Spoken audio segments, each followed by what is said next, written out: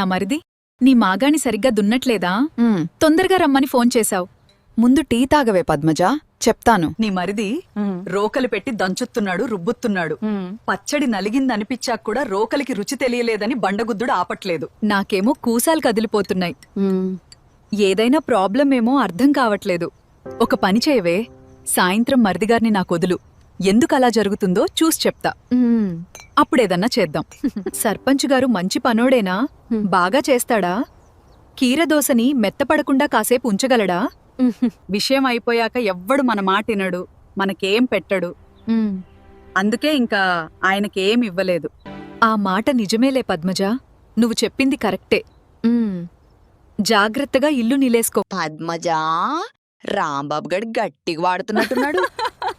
ఒంటి మీద కుండలు పొంగి కొండలైనాయి. నేను ఆపు అనేదాకా చేస్తాడు. నువ్వు కూడా చేపించుకుంటావా ఇంటి పని? నాకు సుబ్బిగాడున్నాళ్లే, వాడి పనే తట్టుకోలేకపోతున్నా. ఇంకా వీడెందుకులే. మరి సర్పంచు గారిని నీ డ్రమ్ములో ముంచావా? నీ పెడత పాలిచ్చావా? ఇంకా లేదు, అంతా ఇల్లయిన తర్వాతే. అయితే ఆకు చూపించి ఇల్లు కట్టిస్తున్నావు సర్పంచ్ గారితో. మరి ఆకు నాకిస్తావా, నేల నాకిస్తావా?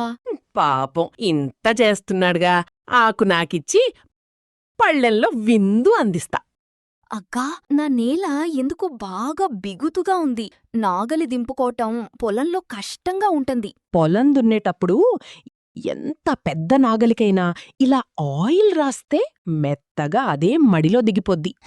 సరే, ఈసారి సుబ్బిగాడి నాగలికి రాసి దున్నించుకుంటానా మడి. సరే అక్క, వెళ్ళొస్తా. నువ్వెవరి నాగలి వాడాబాకు, ఇల్లయ్యేదాకా. సర్పంచుకు తెలిస్తే ఇల్లు ఆగిపోద్ది. పద్మజ ఇల్లు పూర్తయింది. అంతా మంచే జరగాలని కోరుకుందాం.